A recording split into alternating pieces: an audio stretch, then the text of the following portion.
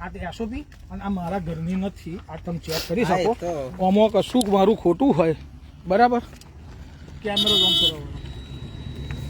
આમાં મારું કશું ખોટું હોય તો તમારે મને તમે જે કાયદો છે જે તમારા કાર્યવાહી કરી મળતો છે. તમે આ એસઓપીનું પાલન કર્યું છે. ગુજરાત સરકારનો પરિપત્ર બરાબર છે, 3 પરિપત્ર છે મારો કલેક્ટર સાહેબે મને આપેલા બરાબર. એમાં સ્પષ્ટ લખેલું છે કે તમે ખેડૂત વિરોધ કરે એટલે ડીએલવીસી કરવાની. જે દાડ અમે મળવા ગયા હતા કલેક્ટર સાહેબને, તો કલેક્ટર સાહેબે એવું કહ્યું હું ડીએલવીસી કરી લઈશ. હવે મને અધિકાર મળ્યો, ખેડૂતો વિરોધ કર્યો બરાબર. આવું ખેડૂતો વિરોધ કર્યો, તમને ડીએલવીસી કરવા, તમે કલેક્ટરે ડીએલવીસી કરીને હજુ કિંમત કેમ નહીં નક્કી કરતા? પ્રશ્ન અમારો એ જ છે બરાબર. કલેક્ટર સાહેબે ઓર્ડર કરી દીધો તમને એ હોય તો તમે એ જાઓ, તો જિલ્લા મેજિસ્ટ્રેટને હક આપ્યો છે બરાબર. સારું, બીજી વસ્તુ તમે જે છે તમારા પાવર ગ્રીડ વાળા એવું કહે છે કે ખેડૂત ખોટા પૈસા માગે છે, વધારે પૈસા માગે, તો તમે ખેડૂત જોડે ક્યારે મિટિંગ કરી, કેટલી જમીન જશે, ક્યારે કર્યું તમે નક્કી, એનો કોઈ પુરાવો છે? હું તમારી પર ખોટી રીતે આ રીતે આક્ષેપ લગાવવાનો કેસ કરી શકું ખબર? તમે લેખિતમાં મને આપ્યું કલેક્ટર સાહેબનો ઓર્ડર. કલેક્ટર સાહેબનો ઓર્ડર આવ્યો ને, તમે અત્યારે તમે શું કહ્યું એમને? સમજભાઈ તમને શું કહ્યું? તમારા ફોનનું રેકોર્ડિંગ છે માજો. તમને શું કહ્યું કે જયેશભાઈ ફોન નહીં ઉપાડતા? તમે મને પાવર ગ્રીડ વાળાએ ક્યારે ફોન કર્યો? તમારો કોલ લોક કાઢો, મારો કોલ લોક કાઢો. મેં તમને કોઈ કોઓપરેટ ના કર્યું હોય, તમારે જો કોઈ ખોટી બદતમીજી કરી હોય, ગાળ બોલ્યો હોય, મને બતાવો, પ્રૂફ કરો. તો પછી તમે ખોટા આક્ષેપ લગાવો છો મારી પર, એનો કેસ હું કરું કે ના કરું? આ સેન્ટ્રલ ગવર્મેન્ટની એસઓપી છે, પાવર મિનિસ્ટ્રી બરાબર, રાજ્યસભામાંથી મંગાવેલું છે બરાબર. આ એસઓપીમાંથી તમે કઈ એસઓપી પાલન કર્યું? એમાં સ્પષ્ટ લખ્યું છે કે તમારી કિંમત નક્કી કરવાની બરાબર. કિંમત નક્કી કરો, તમે અમારા ખાતામાં કઈ રીતે પેમેન્ટ કરવું છે એ લખેલું. મેં ગઈ વખત પેલા તમારા ભાઈ આવતા હતા ને એમને આપ્યું. કયા ભાઈ?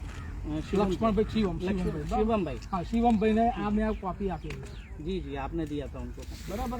આ કોપી આપેલી છે. તો તમે એટલે તમે એવું કેવું છે કે તમારે સેન્ટ્રલ ગવર્મેન્ટ, તમે પાવર મિનિસ્ટ્રી બધાથી ઉપર છો ને પોલીસને લઈને આવી જાઓ એટલે અમે બીજી એવું ऐसा बोलना है आपका कि તમે સેન્ટ્રલ ગવર્મેન્ટનું જે એસઓપી છે એનો એ તમે એ કરો, અને પોલીસને કલેક્ટર સાહેબે ખોટી રીતે ઓર્ડર કરે એટલે અમારે હોંપરી લેવાનો એવું? એટલે આ માલિકી અમારી જમીનની અમારી છે કે તમારી? એવું તમે બધું લઈ લો એટલે પતે. અમારે અમે ભિખારી કર્યા જ છે તો કઈ તો ભિખારી એટલે પતે. એટલે તમે બધા કાયદાથી પર છો એવું નહીં? કાયદાથી પર છો. કલેક્ટર સાહેબ એટલે કલેક્ટર સાહેબ એ રાજ્ય સરકારથી ઉપર છે. રાજ્ય સરકારથી ઉપર, સેન્ટ્રલ ગવર્મેન્ટ થી ઉપર છે કલેક્ટર સાહેબે. કલેક્ટર થોડા આના માલિક છે. આના માલિક કલેક્ટર છે. તમારે જમીનમાં નક્કી કરી દીધું, તમને પોલીસ પ્રોટેક્શન એ મોકલી દીધું, આટલું બધું એવું? પણ સાહેબે ઓર્ડર કર્યો તો હવે એમાં એટલે મને આ એસઓપી નું મારે શું કરવાનું? એટલે તમે મારી જમીનમાં ગેરકાયદેસર પેસશો એવું? હું આજે કહું છું સ્પષ્ટ આ લાઈવમાં કે હું મારી જમીનમાં પેસવા માટે તમે જ્યાં સુધી આ એસઓપી નું પાલન નહીં કરો ત્યાં સુધી હું મારી જમીનમાં પ્રવેશ કરવાની પરમિશન આપતો નથી જ.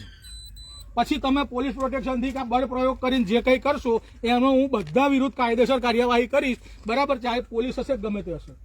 આ એકદમ સ્પષ્ટ વાત સમજી લેજો. તમને સેન્ટ્રલ ગવર્મેન્ટે એસઓપી આપેલી છે જાહેર કરી, એમાં ઘરની નથી લાવતો. અને ગુજરાત ગવર્મેન્ટના 3 પરિપત્રો છે, તમારે જોવા હોય તો હું બતાવી દઉં, તમારે જોર તો હશે જ. એમાં સ્પષ્ટ લખેલું છે ગુજરાત ગવર્મેન્ટના પરિપત્રમાં હોય કે ભાઈ મને કલેક્ટર સાહેબે જ આપ્યા હતા. એમાં સ્પષ્ટ લખેલું છે કે ખેડૂત વિરોધ કરે એટલે અમારે ડીએલવીસી કરવાની. ડીએલવીસી કરી અને જમીનની કિંમત નક્કી કરવાની કરીને ખેડૂતને જણાવવાનું.